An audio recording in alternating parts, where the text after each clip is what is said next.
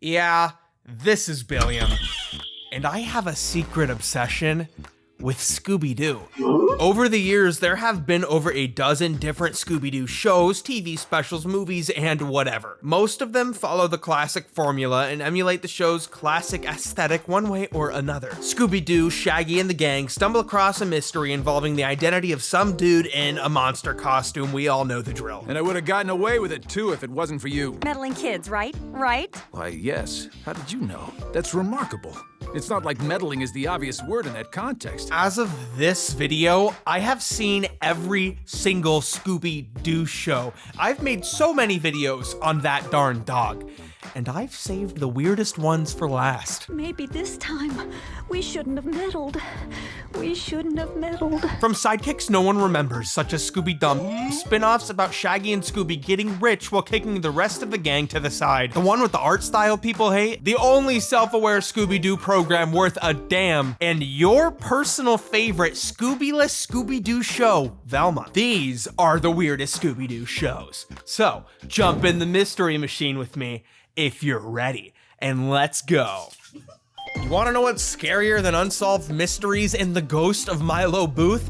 Not taking care of your skin. Thank goodness this video is sponsored by Tiege Hanley. Tiege Hanley takes the potentially daunting tasks of a full skincare routine and simplifies it down to the essentials. How efficient, uncomplicated skincare for men. Finally, I've been waiting for somebody to sell me skincare. Their level 1 system covers all the basics and is perfect for beginners, including a daily face wash. Get that nasty junk out of those pores. A 2 times per week exfoliating scrub. See you later, dead skin cells. A morning moisturizer with SPF 20. Not today, UV rays. And a nighttime moisturizer. Hydrate while you sleep. Welcome to the party, pal.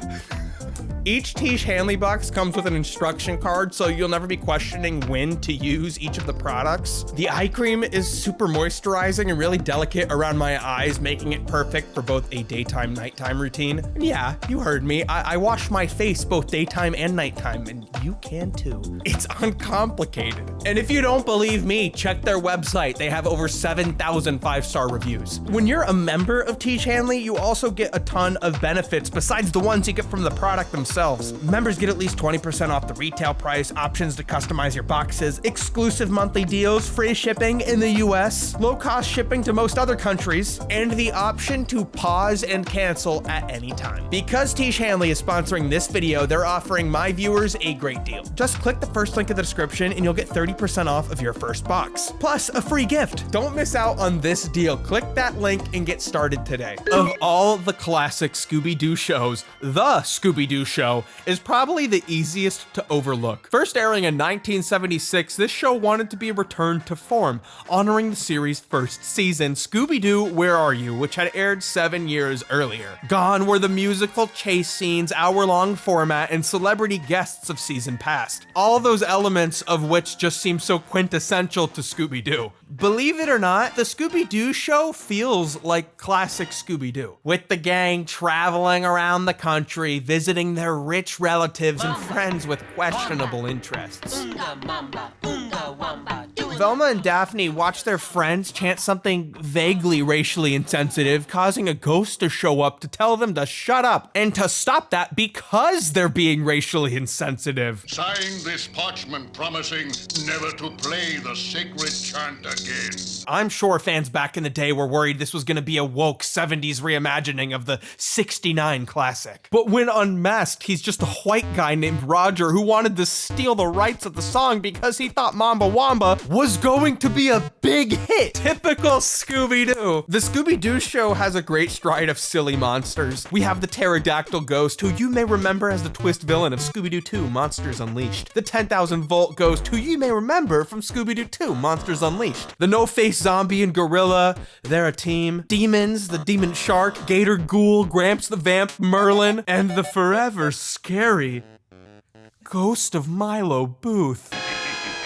But then you have real stinkers. I'm talking big fartos. Like Creepy Heap from the Deep and the Futuristic Monster. These are a sign the series would be running out of creative steam and would need to add a little Scrappy-Doo to keep it afloat. Scrappy-Doo saved Scooby-Doo and he's hated for it. Can you think of anybody else who's hated for saving humanity? Christ, A funny thing about the Scooby-Doo show is its third season has also been released as Scooby-Doo Where Are You Season 3. It's like these two shows share a third season. So I had already seen 16 episodes of this show already, and the intro was constantly teasing me with something wild. Why have I seen so many episodes of this show with that character in the intro, but he's never in the show? Like, who the is that? Well, 3 years before the addition of your favorite Scrappy-Doo, the Scooby-Doo show would introduce Scooby's cousin, Scooby-Dum. Scooby-Dum! Scooby-Doo!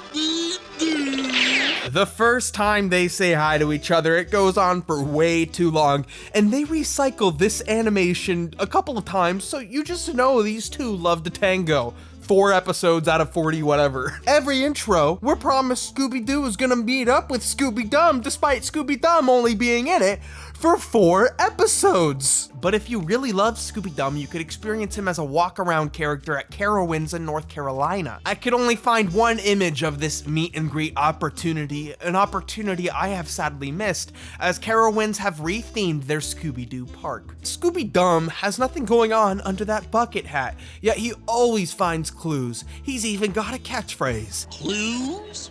Dum, dum, dum, dum. Oh, I get it. When the gang splits up, it's Freddy and the girls and Shaggy and the dogs, and I'm not just talking about the Scoobies, he's just showing off those toes for free. Dum being an addition to Shaggy and Scooby doesn't really add much. He eats their food and is too dumb to be scared, while Scrappy is too Chad to be scared. The first time we get to see Scooby-Dum is when the gang travel to visit him in Okefenokee, Georgia. Okefenokee Swamp. He's got swamp ass, and so does the Gator Ghoul, who's been reeking up the fritter factory. Scooby-Dum did it! The Gator Ghouls turned back! Huh? I did? I did. He's Scooby's cousin, all right. Scooby-Dum, Scooby-Doo's brother. Or brother. Are 2 Scoobies too much? What about 3? There's also Scooby-D, their famous actor cousin. Oh no. The gang and Scoobies watch her performance but learn that she is being threatened by the ghost of Milo Booth. A dead Hollywood director, he plans to kidnap Scooby-D. Scary! Scooby-Doo dresses as Scooby-D to deceive the ghost, but Shaggy is lazy and lets her wander away. Scooby-D gets kidnapped and swapped with an imposter, Scooby-D. Would you do it for a Scooby-Dee kiss, huh? Oh boy, you bet. Sure. But these cousins know each other too well. These aren't Scooby-Dee's kisses. Her cousins know her lips anywhere. She sure don't kiss like Scooby-Dee. What kind of family did these writers grow up with? They chase the imposters and save her so Scooby-Dum and Doo can get the smooch from their cousin. I would love to stop talking about it, but it's so essential to this episode. And there's only 4 episodes with Scooby-Dum. They're Shaggy and the Scooby Cousins. Where are Scooby Cousins? A question we've been asking for a few decades now since Warner Brothers doesn't seem to allow them in any shows anymore. What's funny about Scooby-Dum is he's not in the show a lot because apparently fans really hated him. But I searched Scooby-Dum hated 1975 to 1985 on newspapers.com and it elicited 0 results. So where are these haters? Right here, baby. I'm in the Scrappy Gang. Scooby-Dum. Why don't you go back to Okefenokee, Georgia, and kiss your cousin, and stop influencing Scooby-Doo to do the same? Anyways, let's drive on to the next show. The Scooby-Doo Project was created for Cartoon Network's 1999 Scooby-Doo Marathon. Federal authorities uncovered a duffel bag in the woods. Said bag contains 24 hours of Scooby-Doo episodes. We'll be showing them in a marathon type situation. What about the whereabouts of the kids? Where are the kids? I can't discuss that at this time. You'll just have to watch the marathon. This was at a time when new Scooby-Doo media was sparse, but Zombie Island and the Scooby-Doo Project were bringing it back. Hello, I'm Velma Dinkley, and this is a documentary of one of our mysteries. The special would play in parts between commercial breaks and was a well-received satirization of the Blair Witch Project and, of course, Scooby-Doo. Scooby-Doo, take 1. Here's a tree. The gang, animated on top of video footage, steps into the real world and asks people if they've heard about any monsters in the woods. Those woods are cursed. I never go near them. Like, I bet she never goes near a dentist either. Seeing these characters in a realistic setting is charming. They're just cartoons in our world. Here's a lot of people have asked me, Brad, why the scarf? I always tell them the same thing. Why don't you mind your own business, pal? And I think the self-awareness just adds to the level of satirization. These woods don't look like our regular woods. Things just look more realistic. But the best part is when the realistic woods are too freaky and tensions start to run high. Every single piece of self-aware Scooby-Doo media has failed to live up to this one joke from the Scooby-Doo Project. My feet hurt. Well, is it our fault you wore high heels on a hiking trip? At least I try to look feminine. Like, damn, that really shut her up. Velma has nothing to say. Our paranoid gang keep getting further and further into the woods, getting lost, and they start to blame Velma for losing the map, but Shaggy and Scooby-Doo have become unhinged. Like I ate it, man. Scooby and I ate it. With Tabasco. Ate the map. Sure, it's funny, but it takes a turn and gets scary. Fred starts freaking out and grows a 5 o'clock shadow. I'm always calm, man. I'm the calm one. I'm calm. I'm calm. They almost lose Scooby and we hear a familiar, scary voice in the woods. Puppy power! Daphne, stop! It's just Scrappy-Doo! I know! Hell yeah, it's Scrappy-Doo, and the gang is just not happy to see him. Hi, Scrappy. He joins them for a second and then goes off to fight a ghost. Come on, Uncle Scooby. Let's give him the old 1-4. They get away from him while they get the chance, but this was before Scrappy Hate was popular, so we're gonna give them the Scrappy Hate pass. This special is easily one of the most creative pieces of Scooby-Doo media, and you can find it for free on YouTube, so like, go watch it after this video. Shaggy, what are you doing in the corner? I'm scared, man. Like scared. Next, following What's New Scooby-Doo in the early 2000s, the series received one of the most stylistically drastic departures of any Scooby-Doo show in both artistic design and storyline. Scooby-Doo! From the season premiere of Shaggy and Scooby-Doo Get a Groove! Shaggy and Scooby learn they've inherited a massive fortune in the billions from Shaggy's missing uncle, Albert Shackleford, the brilliant scientist, not to be confused with his uncle who owns a castle in the Scooby-Doo show, Uncle Shagworthy. Shaggy and Scooby never want to be solving these mysteries, so this is like their wish fulfillment saga. Uncle Albert leaves them a robot butler named Roby who usually fails to do the simplest of tasks. I'll get the door.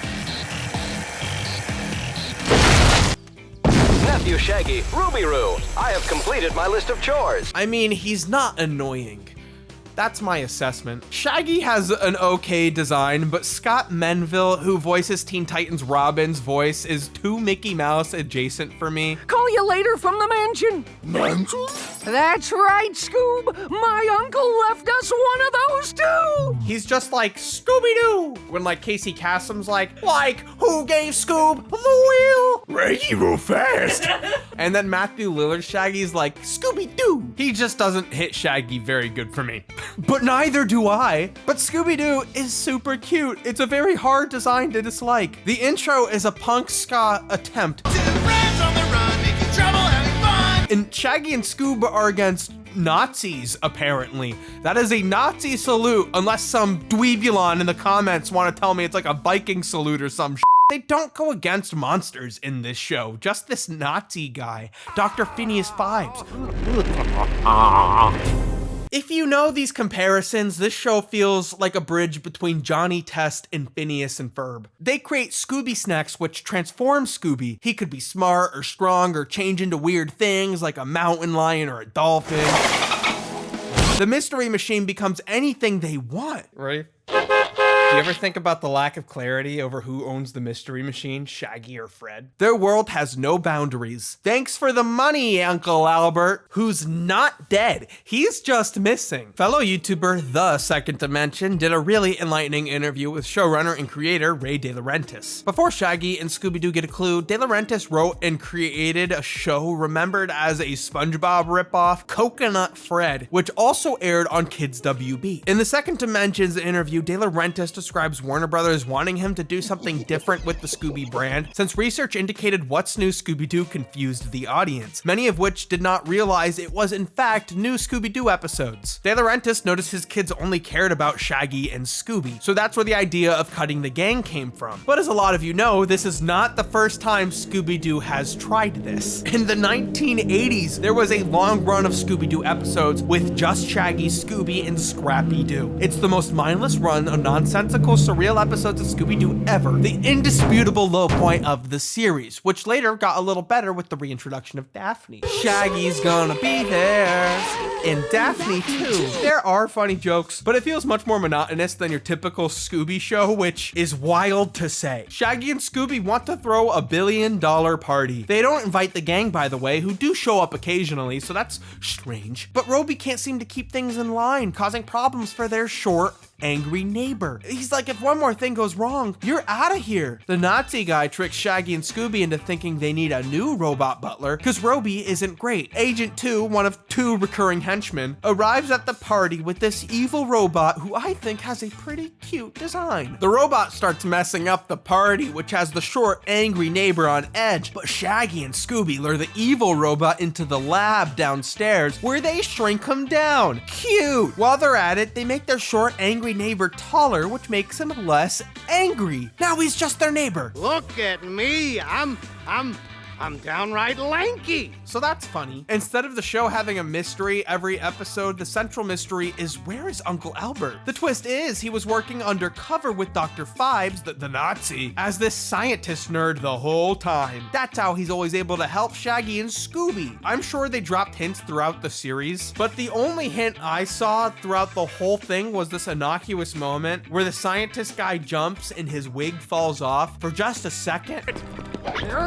This innocuous little tiny moment allowed me to figure out the whole thing. This might be a very YouTuber thing of me to say, but this show is mid.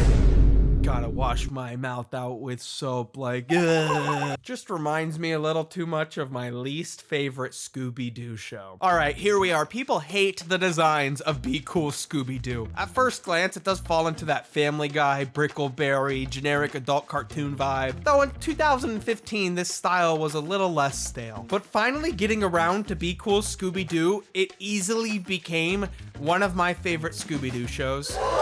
It completely persists, and it is incredibly hard to dislike. I will say the designs themselves lean into the idea that this show is more focused on comedy than the preceding show, Scooby-Doo Mystery Incorporated, which despite being very funny at times, was more melodramatic and ridiculous with its lore than other Scooby-Doo shows. Mystery Incorporated excelled at having a dark, weird horror aesthetic. It does that side of Scooby-Doo best, but Be Cool Scooby-Doo does comedy better than any other Scooby-Doo show, period. I think the visual humor enjoyed by these designs make them worth it, at least for a singular iteration of the show. I find myself laughing just looking at them occasionally, which isn't something a more traditional looking Scooby-Doo project elicits out of me. Then, just from enjoying the show, I eventually came around on the designs. The very first character I realized I loved was Scooby himself. Like, what the f***, that is a funny looking character. Scooby is often very funny. He's a little sassier this time around, and they've really limited his vocabulary from Mystery Incorporated, which is a choice I love. I think when Scooby starts being too smart or too articulated, the humor of the character is quickly loosened. Mr. Doo. Mr. Doo. Shaggy, Velma, and Fred feel true to their roles, but Daphne's character has been completely reimagined. In the first episode, she has puppets, and I was like, oh, she is Random XD. I got it. No! Huh? Did you just call me Fred? Oh, right, of course. Duh.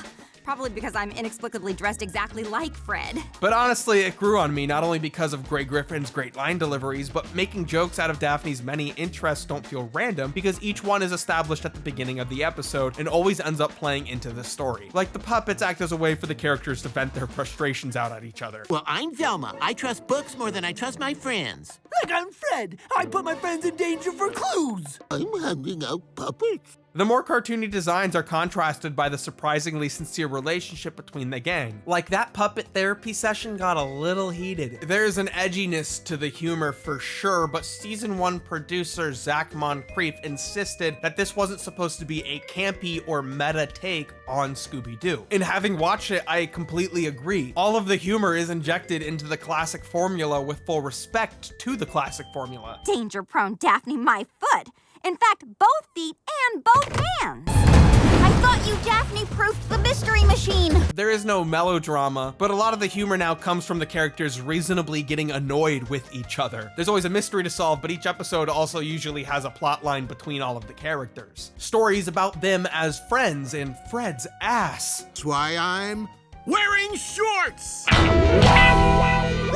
It's hot and the gang is in Florida visiting Shaggy's grandmother. She tells them that there is a mystery to solve, and I think this is my favorite episode. The grandmothers at this nursing home are highly competitive, which puts pressure on Shaggy to figure out what's going on with this ape man running around. I love this setup. Daphne's gimmick for the episode is she wants to pretend to be Shaggy's girlfriend to impress his grandmother. Actually, I'm Shaggy's girlfriend. You are?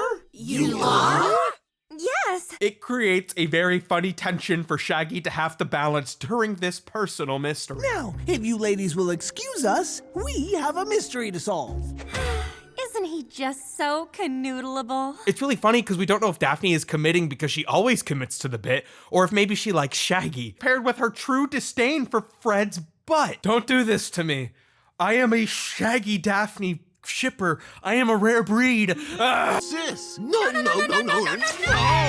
Velma's looks start to mirror an old woman due to the Florida heat, fear of Fred's ass, and everyone in the gang jumping on her back to run away because that's what they did in the old cartoons, and she just can't do it anymore. They're getting older. I say we just cut our losses, hop on Velma, and get the heck out of here as fast as her little legs can carry us. With tensions high and wind blowing, the gang manages to barely save themselves. These shorts make me aerodynamic. I'll slice right through this. I have such a smart boyfriend. Knock it off, Blake!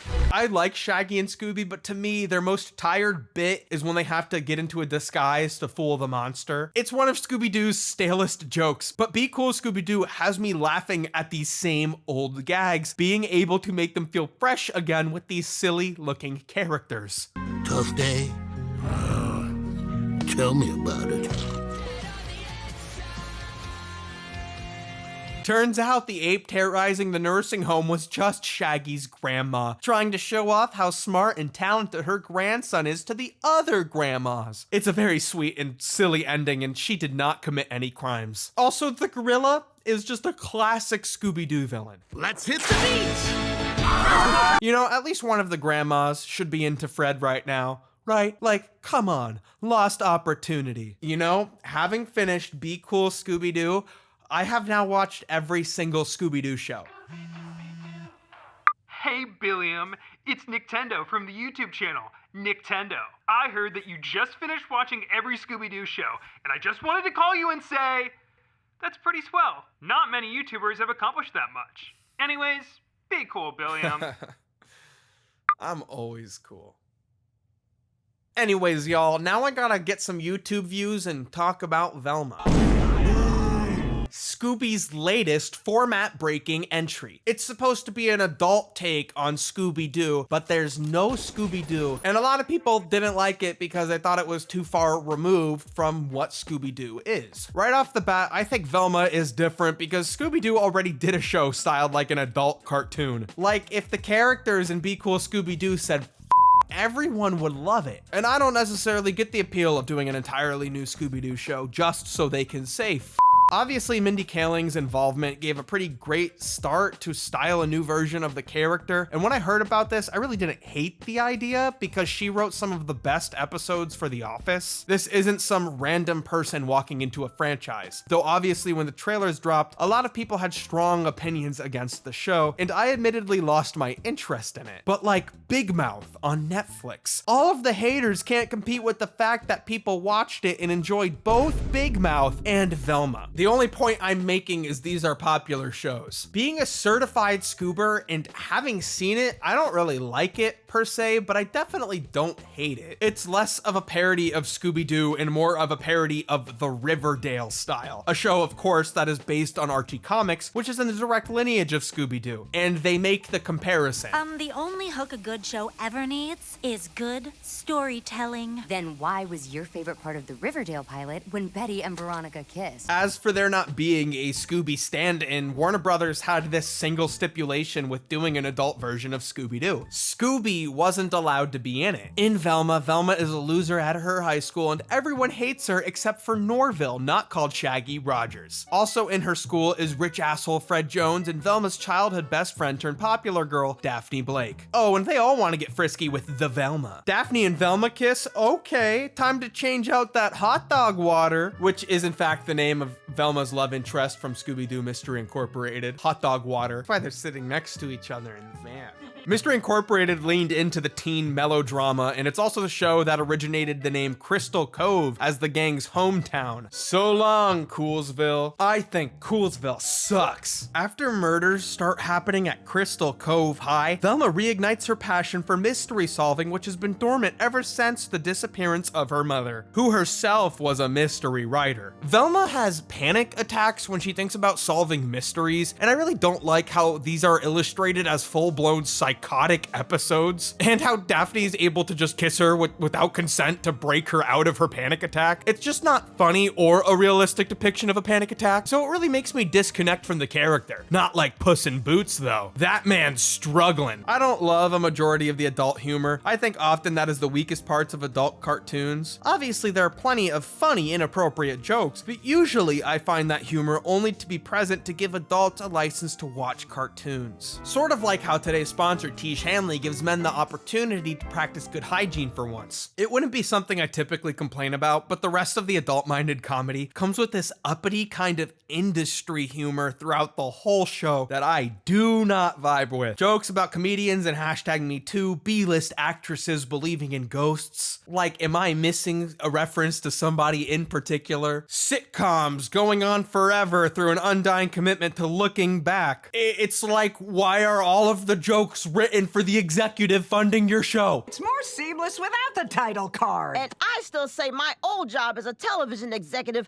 makes me worry audiences won't be able to follow it. Velma just doesn't feel like it's in the Scooby-Doo world, which is what makes it funny when these characters do end up saying They don't say the F word, but I really do think Scooby Natural does the bit of adult Scooby-Doo really well. If there are ghosts, that means there's an afterlife.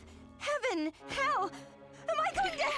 I just don't think that bit goes very far, and any suggestions I could give it would just be to take a couple more steps in the classic direction. I don't even hate all of the designs. The only thing I have to say is I don't think Shaggy should have a clean cut. He's not one to sit down for a haircut or trim himself up. The only reference to the dog, Scooby-Doo, is the name of the conspiracy Velma learns about. Hot girls keep dropping dead around their school, and while Fred Jones is being framed, Velma uncovers an evil brain-swapping experiments involving the hot girls. She's able to clear his name alongside the abundant evidence that he's too much of a baby boy to kill anyone. Cuddies. Cuddies.